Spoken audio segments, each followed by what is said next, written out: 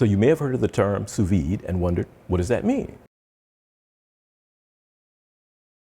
And is a cooking method in which food is placed inside of an airtight container, such as a vacuum-sealed bag, and cooked in temperature-controlled water.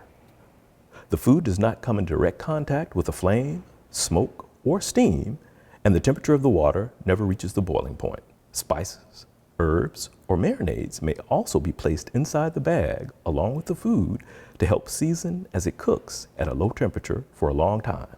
The low temperatures ensure that the food is cooked gently, while the sealed container ensures that the food retains moisture and aroma. The low temperatures in combination with the long time and immersion in water ensure that the food is cooked evenly.